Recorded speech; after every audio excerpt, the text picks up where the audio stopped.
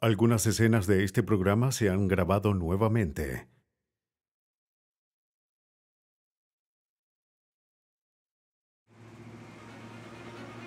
En Tampa, Florida, un asesino serial acecha a mujeres y usa los cementerios como vertederos.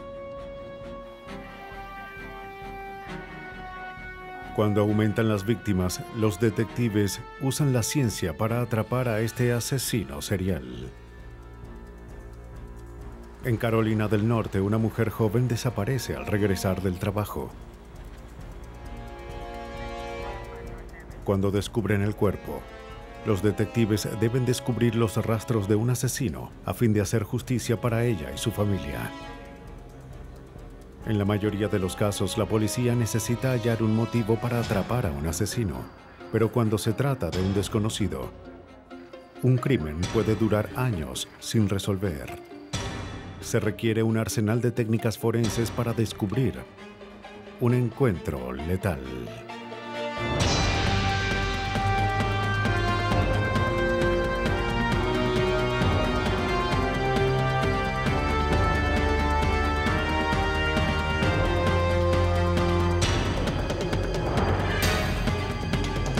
Los nuevos detectives, casos estudiados por la ciencia forense. Encuentro letal. En este episodio se han cambiado algunos nombres. Tampa, Florida, 10 de octubre de 1996. 10-4, 10-51, El detective entendido. Robert Parrish recibe Estaré una allí en 2 terrible minutos llamada. aproximadamente. Un corredor había descubierto el cuerpo de una joven negra en el cementerio Centro Español. Los investigadores acuden a la escena.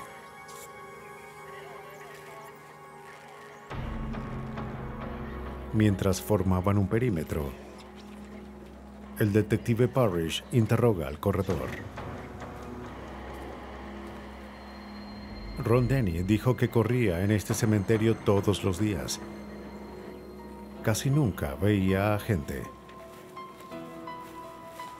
Pero esa mañana fue diferente. El detective examina el cuerpo para hallar lesiones. Había una mujer negra desnuda en el cementerio. No hallamos señales de cortaduras o puñaladas, ninguna herida abierta. Tenía rastros de sangre en el lado derecho, parecían venir del área nasal. Esto indicaba que había muerto por trauma o por asfixia.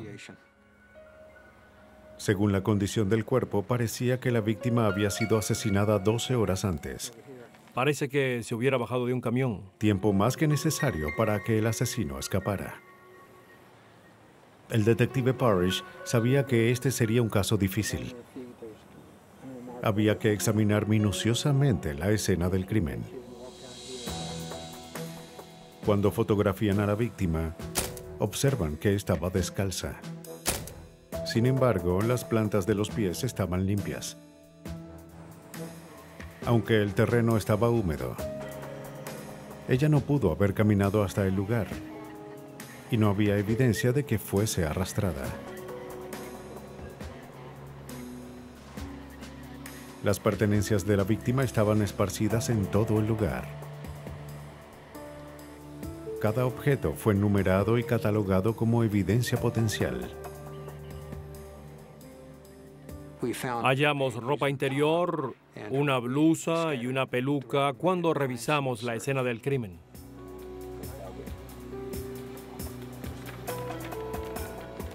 El equipo forense halla un par de zapatos de mujer.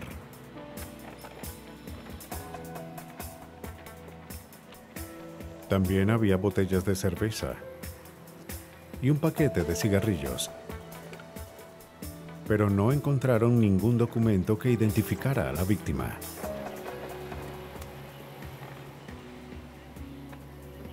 Cerca del cuerpo hallan marcas recientes de neumáticos. El detective sospechaba que la víctima había sido asesinada en otro lugar y dejada en el cementerio.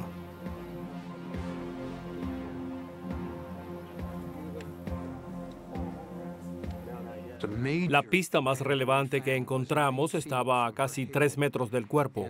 En el suelo había una huella de neumáticos y se notaba que era grande. Además, en la calle hallamos marcas que entraban y otras que salían del lugar. Un vehículo grande, como un camión o una camioneta, había hecho las marcas. Los técnicos sacan moldes de las huellas usando yeso. Basándose en la condición del cuerpo, los investigadores estaban seguros de que un auto había estado en la escena. El yeso secaría en minutos, pero llevaría días determinar si las huellas eran relevantes.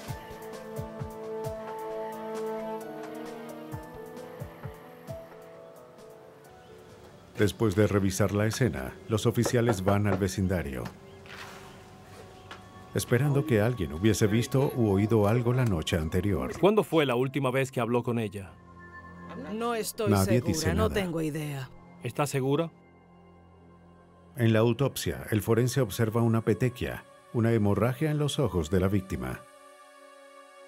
Esto, además de unas heridas halladas en el cuello y la garganta, indicaban que la víctima había muerto asfixiada. La víctima también tenía fracturados varios huesos del cuello. El forense determina que un sujeto de contextura grande había estrangulado a la víctima con las manos. Unas marcas de ligaduras en las muñecas revelan que había sido atada antes de morir. Basándose en el grado de rigidez y la cantidad de insectos, el forense concluye que la víctima fue asesinada menos de 12 horas antes.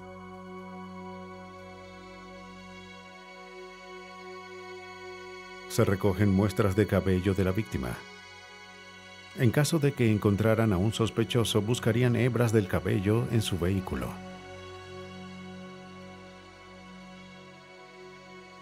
Identificar a la víctima era el próximo paso. Se toman huellas dactilares que se comparan con la base de datos de Tampa.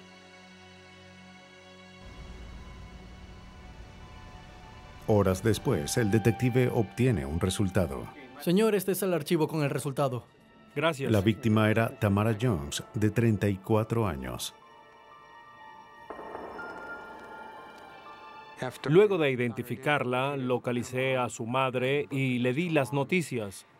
Luego obtuve toda la información, todos los datos que podía sobre sus hábitos, con quién salía o novios estables que pudo haber tenido. El detective Parrish pudo obtener información gracias a la madre de Tamara. Era una chica extrovertida, prometedora, hasta que la trampa de la cocaína la redujo a un estado de dolorosa adicción. Para pagar su vicio, Tamara se vuelve prostituta. Había 4 bares al oeste de Tampa que ella solía visitar y como investigador tuve que ir a los bares a ver quién la conocía, quién salía con ella, es decir, hacer un buen trabajo de campo.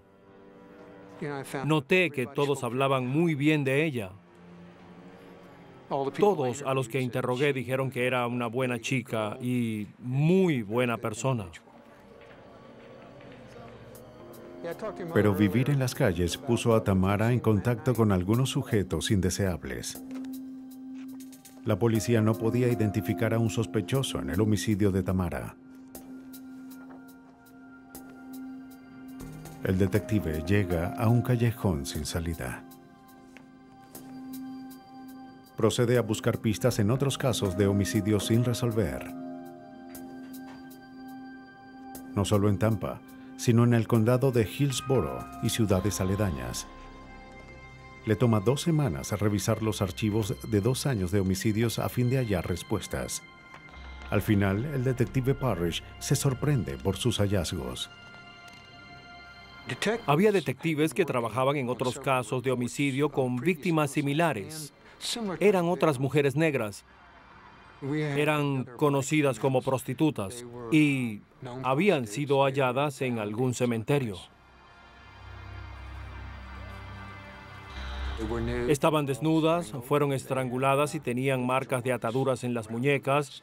Eso era lo que nos indicaba que habían sido atadas en algún lugar o con algún objeto.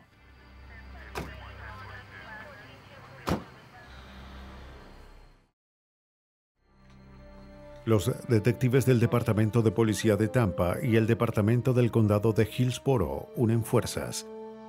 Junto con otras agencias en el área, forman un equipo para encontrar y detener al asesino. Pero la falta de evidencia física en las escenas del crimen y el estilo de vida de las víctimas hacían que fuesen casos difíciles de resolver. El detective Parrish estaba seguro de que se trataba de un asesino en serie. Alguien acechaba víctimas en Tampa y podría atacar en cualquier momento. La policía no tenía ninguna pista para su identificación.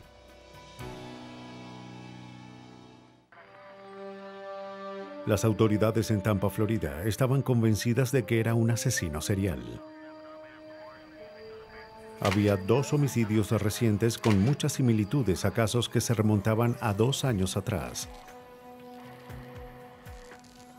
El detective Parrish sabía que necesitaba hallar a un sospechoso, pero ninguno de los investigadores tenía alguna idea. Los demás detectives trabajaban en otros casos. Estábamos en diferentes puntos, pero nadie tenía una pista que pudieran decir que fuese 100% segura. Varios de ellos tenían indicios que estaban investigando.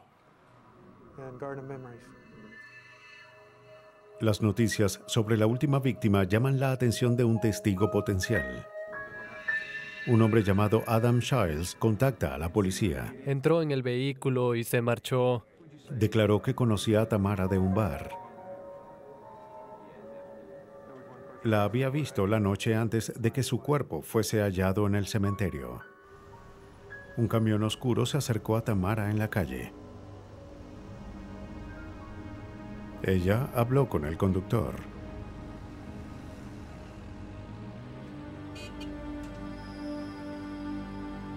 Childs había visto el vehículo en la zona, pero no sabía de quién era. Para los investigadores era un buen indicio. Revisan una vez más los archivos. 8 meses antes, una prostituta afirmó que un cliente trató de matarla en un camión oscuro. La mujer tenía miedo de presentar cargos, pero aceptó hablar con la policía sobre el incidente. ¿Puedes decirme qué fue lo que ocurrió dentro del camión? Le dice a los investigadores que un hombre negro que conocía como Big Mike trató de recogerla esa noche. Estaban hablando sobre acordar un precio para el sexo y luego la agarró por la garganta y empezó a asfixiarla. Ella logra alcanzar la perilla y sale del auto y corrió gritando por todo el vecindario. La policía acude a la escena, pero él ya había huido. Ella da la descripción de Big Mike y del camión que condujo. Si lo encontramos, podemos arrestarlo. Pero se niega a presentar cargos y a testificar en su contra. ¿Usó ambas manos o una sola? Los investigadores revisan sus archivos. Big Mike era el sobrenombre de un sujeto llamado Michael Tyrone Crump. La policía va a la residencia de Crump. El sospechoso no estaba en casa, pero había un camión que coincidía con la descripción de los testigos estacionado en la entrada. Un oficial toma fotografías del vehículo. El detective Parrish le pide a Adam Shiles que regrese a la estación. Recopilé varias fotos. Le mostré 6 fotos diferentes de camiones distintos, incluyendo el de este sujeto que teníamos como sospechoso. Y el testigo eligió su camión de inmediato. La policía de Tampa cree que Michael Tyrone Crump cometió al menos 2 crímenes, pero no tenían evidencia suficiente para arrestarlo.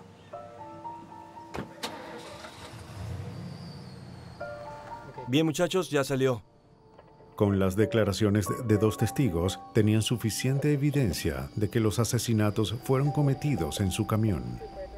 La policía tiene la autoridad para incautar un vehículo si se cree que fue usado para actividades ilegales o si tiene evidencia de esos crímenes.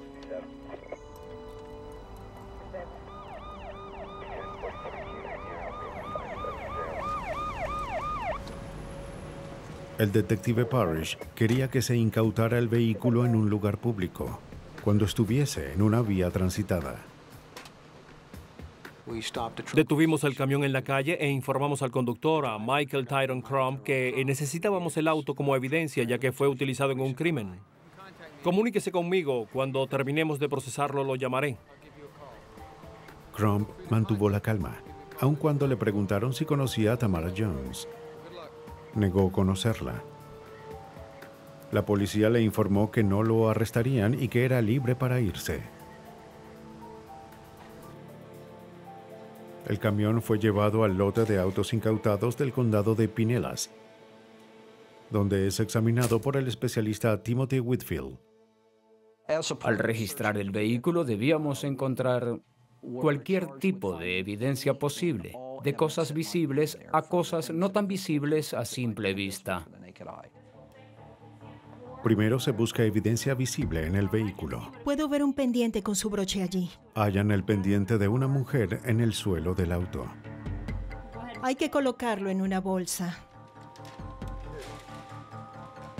También hallan un objeto de madera con una soga, llamado garrote. Whitfield no tenía dudas de para qué era utilizado.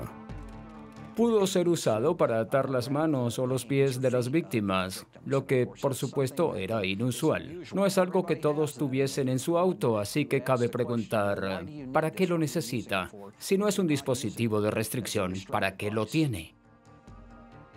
Debajo de la estera del auto, los investigadores hallan otra pista. La licencia de conducir de Janet King, una de las víctimas asesinadas antes de Tamara Jones. Su cuerpo también fue encontrado en un cementerio. Como King era una prostituta y Crump era un conocido cliente, el objeto pudo haber estado allí. Pero para Whitfield, la ubicación de la licencia era incriminatoria. O el sospechoso la colocó intencionalmente allí para esconderla, o quizás la víctima lo hizo con la esperanza de que alguien pudiera encontrar algo de ella en ese vehículo. Luego el equipo se enfocó en hallar evidencia invisible a plena vista.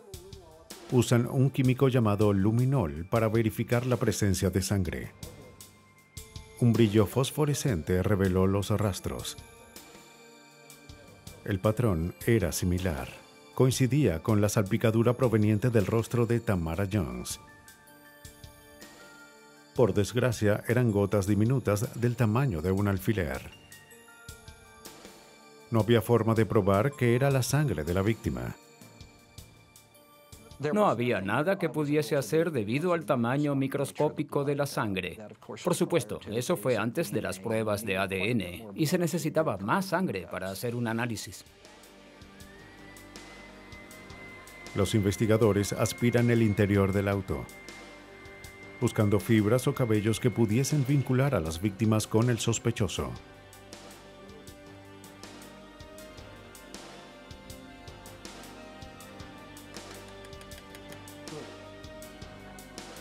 Un hallazgo interesante fue un cuchillo de hoja larga, oculto detrás del asiento delantero del auto. Esto se parece mucho a un machete, es de gran tamaño, con una buena superficie.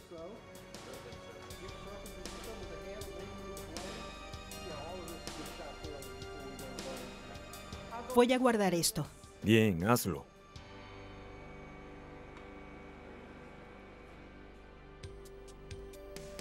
En el laboratorio, los forenses determinan que la cuerda del garrote era del mismo diámetro que las marcas por ataduras halladas en las muñecas de las víctimas. Una de las pruebas más importantes quizás hallada fue una hebra larga de cabello, que no podía ser del sospechoso. Un análisis demostró que no era una hebra caída. Había sido arrancada del cuero cabelludo. La hebra es comparada con las muestras tomadas de Tamara Jones. El color y textura no coincidían. Sin embargo, cuando se compara con el cabello de Janet King, sí coincidió. Ambas habían sido pintadas con el mismo tinte. Los forenses estaban seguros de que venían de la misma persona.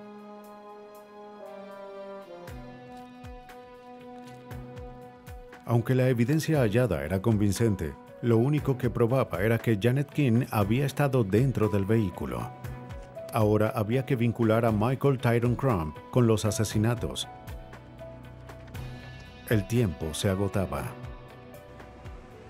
Si no hallaban evidencia sólida, Crump seguiría libre y más mujeres serían asesinadas.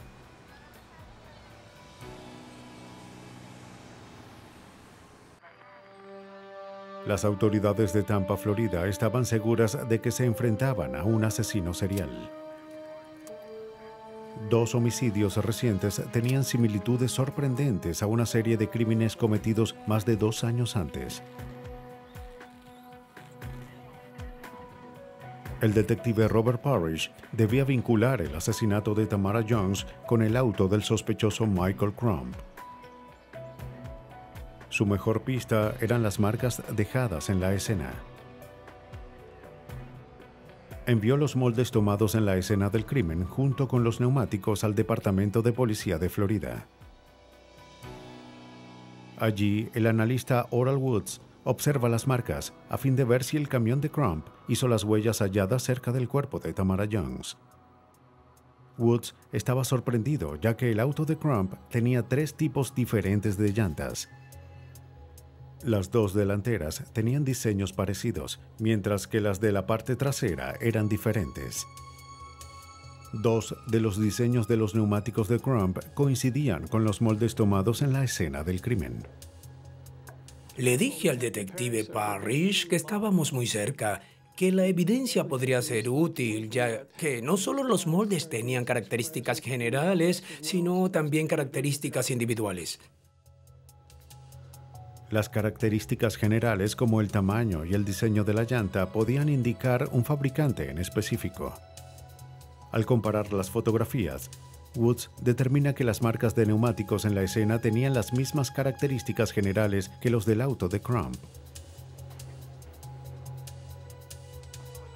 Luego buscó las características individuales de los neumáticos, como incisiones, desgaste o piedras incrustadas que puedan convertir el diseño de una llanta en algo tan único como una huella dactilar.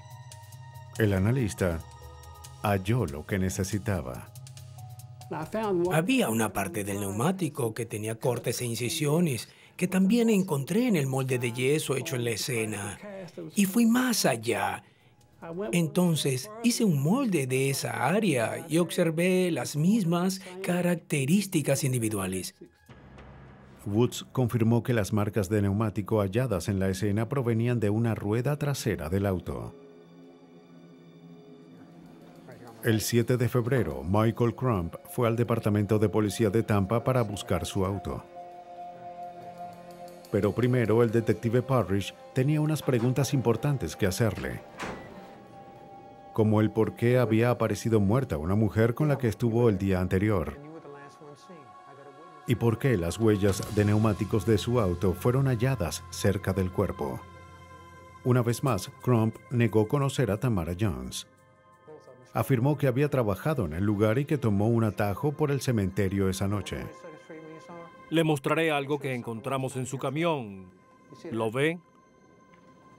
Era su licencia y la hallamos. Cuando el detective le muestra la licencia de conducir de Janet King, Crump se sorprende y siente que había sido atrapado.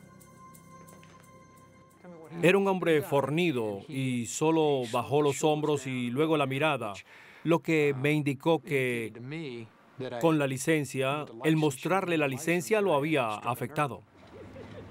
Crump admite haber recogido a Tamara Jones esa noche. Afirma que discutieron y que Tamara trató de apuñalarlo. Confiesa haberla estrangulado, pero jura que fue en defensa propia. Para el detective, la versión de Crump no explicaba por qué usó el garrote y dejó marcas de ataduras en las muñecas de la víctima. La evidencia apuntaba a un modus operandi que Crump había usado antes. Analizamos los neumáticos. Los detectives pasan a interrogar a Crump sobre el asesinato de Janet King. Él admite haberla recogido una vez, pero afirma que ella se marchó minutos después. Declara no saber nada sobre las otras 7 víctimas. Los oficiales no le creen. Todo indicaba que como las otras mujeres murieron de forma similar, él estuvo involucrado en lo sucedido. Pudimos vincularlo un 100% a 2 homicidios similares, pero no teníamos suficiente evidencia para vincularlo a los otros. En juicios diferentes, Crump es hallado culpable de los asesinatos de Tamara Jones y Janet King. Fue condenado a 2 cadenas perpetuas sin posibilidad de libertad condicional. Los otros casos siguen sin resolver. Michael Tyrone Crump atacaba a mujeres que elegía al azar en las calles. Pero en Carolina del Norte, un inocente encuentro con un extraño termina en violencia y muerte.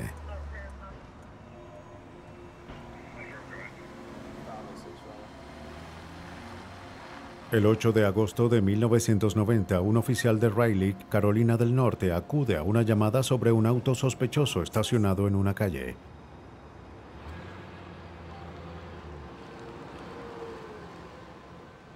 El oficial pide los datos del auto. Mary Young Young 1971.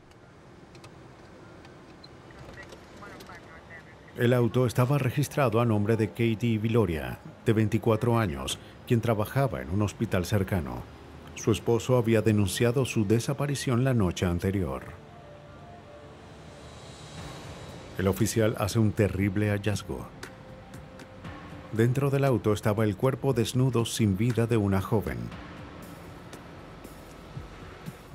La policía acordona el área y los investigadores forenses acuden a la escena. El detective John Beasley examina el auto. Por lo que pude ver, había señales de lucha en el auto, ya que sus zapatos estaban en la parte delantera, mientras que su cuerpo en la parte de atrás. Había unas pantimedias alrededor de su cuello. No estaban apretadas ni atadas en la garganta. Era obvio que había sido estrangulada. No se halló ni la ropa ni el bolso de la víctima. También habían evidencias de abuso sexual. Los investigadores buscan indicios en el exterior del auto. ¿Ves el lodo en la alfombra? Sí, ya lo vi. Se llama a un equipo canino.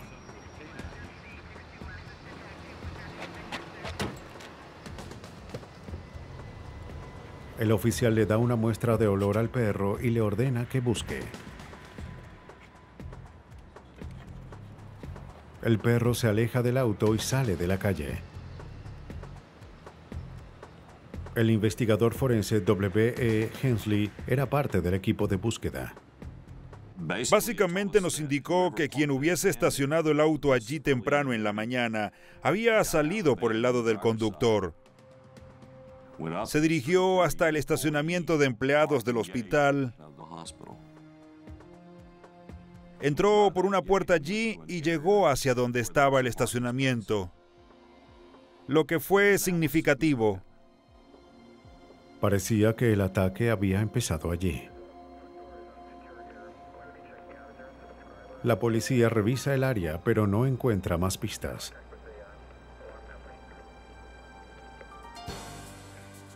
Se envía el auto al lote de vehículos de la policía y se realiza la autopsia del cuerpo.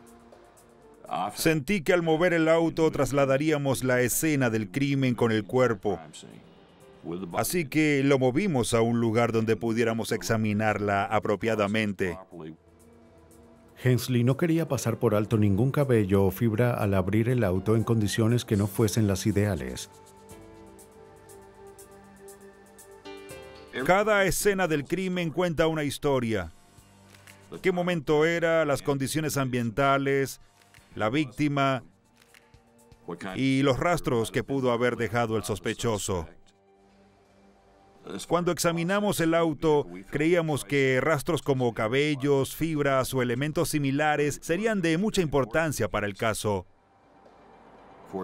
Pero no podíamos descartar la posibilidad de hallar huellas u otro tipo de impresiones. Buscaron huellas, pero solo hallaron manchas sin importancia.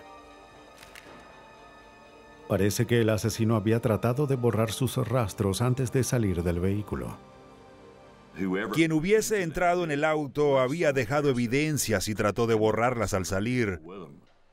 Así que buscamos cualquier rastro que concordara con esa teoría. En el asiento delantero hallan un par de zapatos de mujer. Los zapatos tenían raspones en la punta y los talones.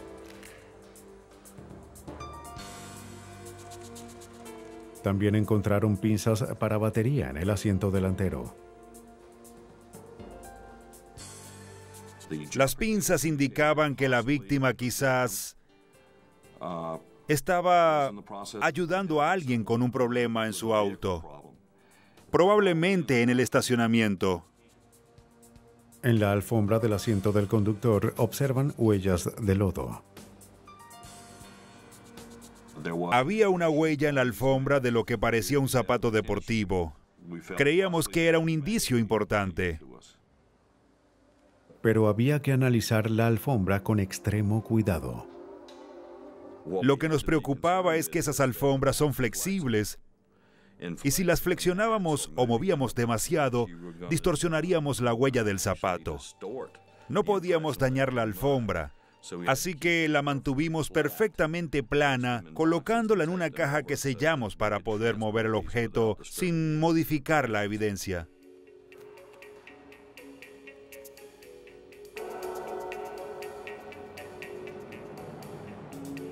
Los forenses buscaron evidencia de rastros,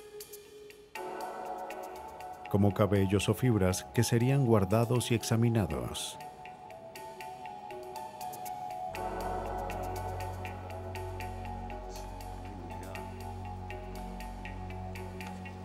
Hallaron algunos cabellos incrustados en el techo del auto. No coincidían con el cabello de la víctima, así que podían ser del asesino. Los detectives creían que el asesino se había colocado encima de la víctima y que algunos de sus cabellos se adhirieron al techo del auto. El investigador Hensley procedió a crear un perfil del asesino. Todo indicaba que estaba en el estacionamiento de empleados, así que podía conocer a la víctima ya que trabajaban en el mismo lugar.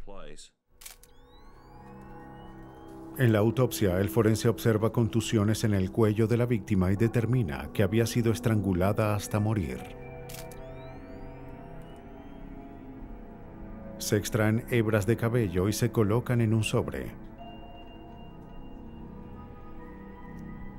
Se envían los cabellos al laboratorio, donde los investigadores los comparan con otras hebras halladas en la búsqueda. Había evidencia de abuso sexual. Se extraen muestras de fluidos biológicos hallados en la víctima. Un despiadado violador y asesino atacaba en las calles de Raleigh, Carolina del Norte. Los detectives debían atraparlo antes de que hubiese más víctimas. En Carolina del Norte, la policía investiga la violación y asesinato de una joven madre de 24 años. Sin pistas ni testigos, los detectives se dirigen al hospital donde trabajaba Katie Viloria. Soy el detective John de la policía. ¿Cómo le va? Bien, gracias. De acuerdo a sus compañeros, Katie era agradable y no tenía enemigos. En la noche de su muerte sale del trabajo justo antes de las 6 de la tarde. Su compañera la describió como una esposa y madre devota. Se llevaba bien con todos en el lugar de trabajo. Que te vaya bien. Gracias. Feliz fin de semana. Su compañera dijo que no creía que Katie tuviese un solo enemigo en el mundo. Cuídate. Tú también. Gracias. Otro compañero que se marchó después no la vio a ella ni a ningún desconocido en el estacionamiento.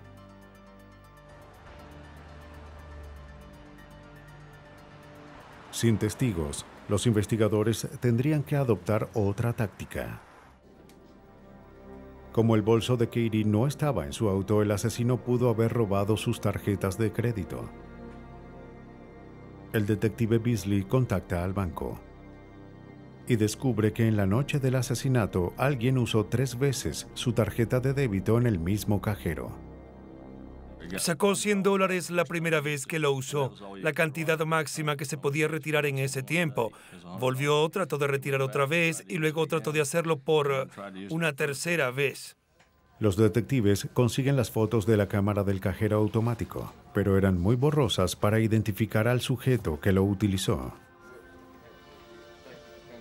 Entre la primera y la segunda transacción, otro cliente usó el cajero. El hombre le cuenta a la policía que recordaba claramente lo sucedido. Un hombre joven acababa de hacer un retiro cuando él llegó, pero el sujeto no parecía haber terminado. El testigo estaba detrás de él cuando retiró los $100 y luego observó que trataba de usar de nuevo la tarjeta. Mencionó que actuaba sospechosamente y se preguntaba por qué se tardaba tanto. Ya había visto al hombre retirar el dinero y sabía que no podía hacerlo otra vez. El testigo le dio al dibujante de policía información sobre la altura, peso, color y rasgos faciales del sospechoso. Con una descripción más detallada, los investigadores van al hospital. ¿Será que puede observar este dibujo? ¿Conoce a este hombre? Alguien reconoce al sujeto.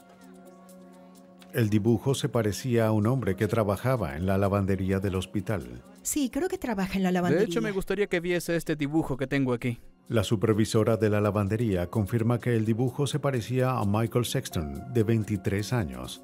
Su ficha de horario indicaba que trabajó el día del asesinato de Katie, pero desapareció esa tarde. Según la supervisora, regresó como a las 6:30.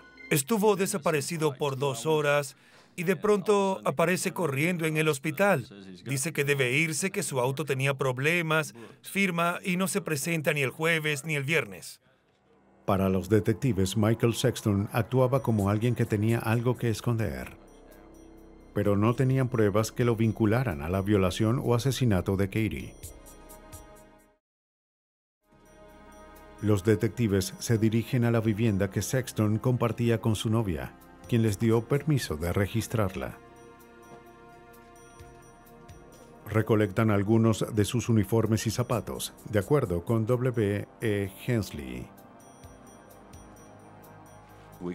Llevamos 3 pares de zapatos, los tomamos para colocarlos y marcar como posible evidencia. Luego fueron llevados a nuestro laboratorio a fin de analizarlos y ver si obteníamos algún resultado. Los zapatos del sospechoso y las alfombras llenas de lodo son enviados a la oficina de identificación del condado de Wake. Allí el especialista Johnny Leonard hace un análisis de las huellas. Los criminales tienen algo en común. Se colocan guantes, medias sobre la cabeza, pero casi ninguno piensa en sus pies, ya que con eso corren, con eso caminan. Siempre he creído que las huellas son la evidencia con la que más se descuidan en un crimen.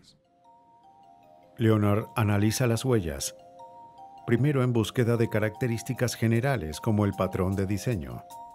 Luego busca características individuales como cortes y agujeros. Después analiza los 3 pares de zapatos hallados en el hogar del sospechoso. Cuando vi las huellas, pude determinar que 2 de los pares no las habían hecho, ya que simplemente los vi y noté que las características generales eran diferentes. Pero el tercer par sí tenía un tamaño y diseño similar al de la escena del crimen. Leonard coloca polvo magnético en la suela del zapato. Luego, con un gran trozo de cinta, procede a levantar el diseño de la suela y lo adhiere a una cartulina.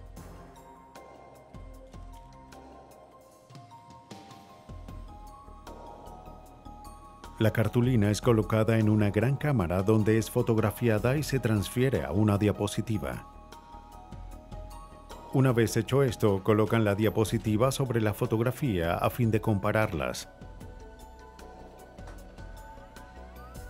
Pero eso lleva tiempo. Aún debían encontrar a Sexton, quien no había sido visto en días.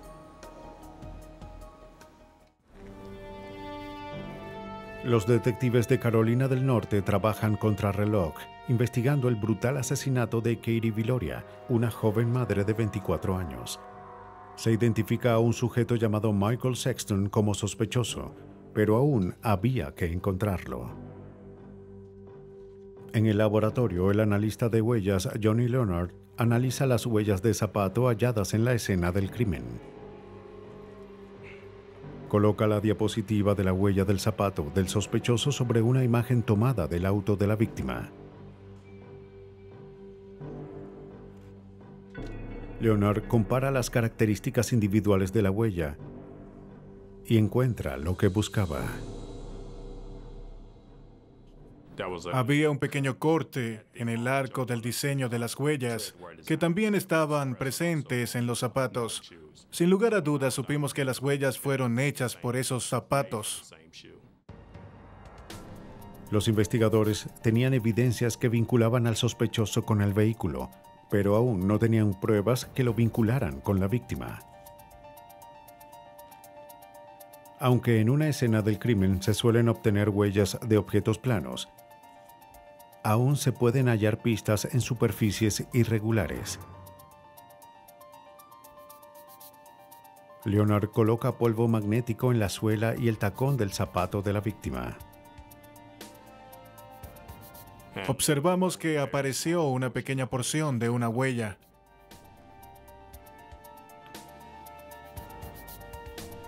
Coloca la huella parcial en una cartulina y la compara con la impresión de la huella del zapato del sospechoso. La huella parcial encontrada en el zapato coincidía con una parte de la huella del sospechoso. Sin dudas, el sospechoso había estado en contacto con la víctima. La policía se dirige a la vivienda que Sexton compartía con su novia, según el detective Beasley.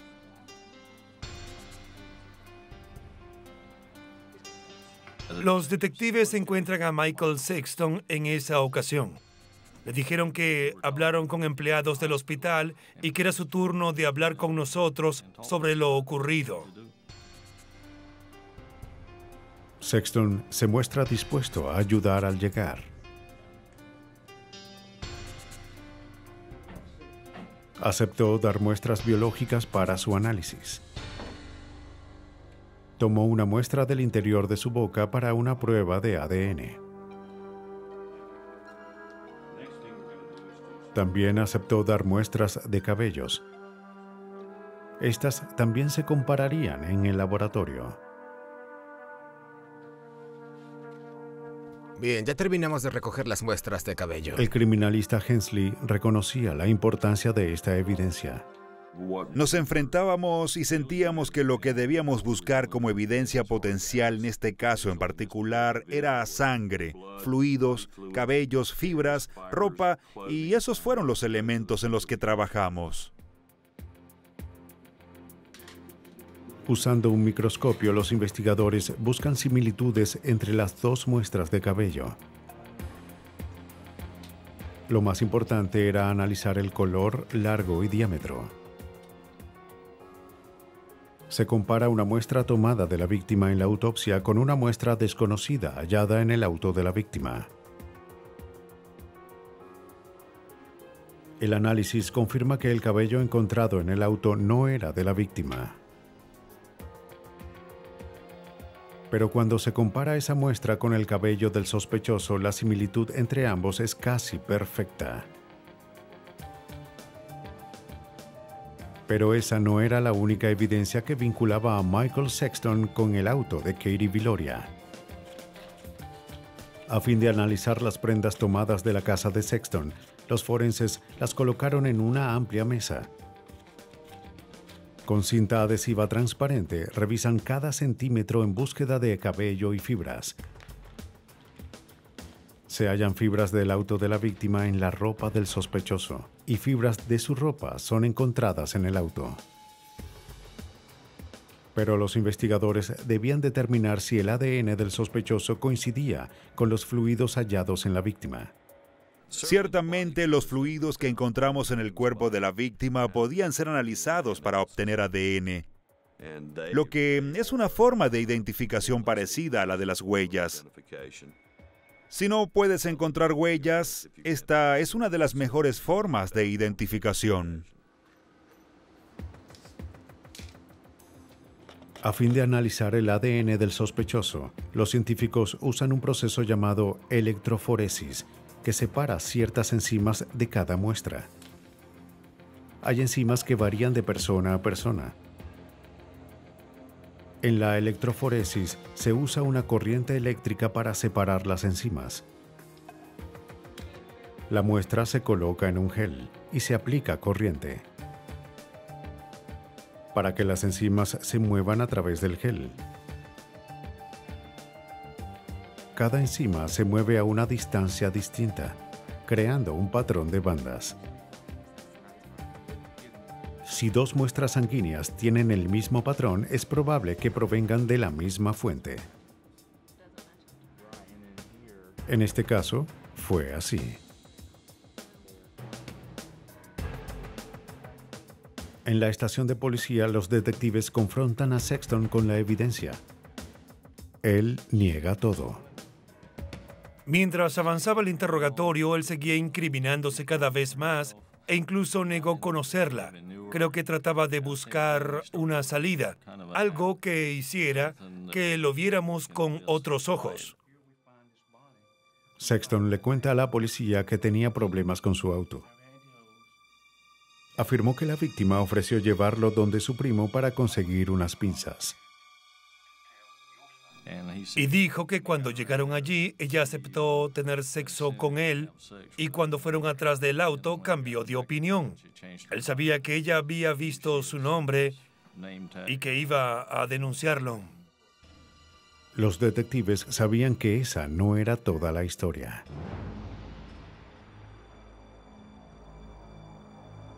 Creían que Sexton usó su auto como carnada.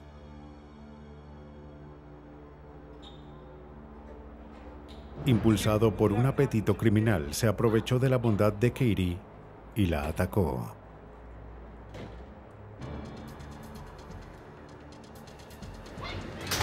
El estado de Carolina del Norte halló culpable a Michael Sexton de asesinato y violación. Fue condenado a muerte y ejecutado en noviembre del 2001. Cuando un asesino es un desconocido para la víctima, para los investigadores es como andar en la oscuridad. Pero para quienes están dispuestos a hacer justicia, ninguna evidencia es insignificante. Hoy la ciencia forense puede resolver un asesinato y traer a la luz evidencias de un encuentro letal.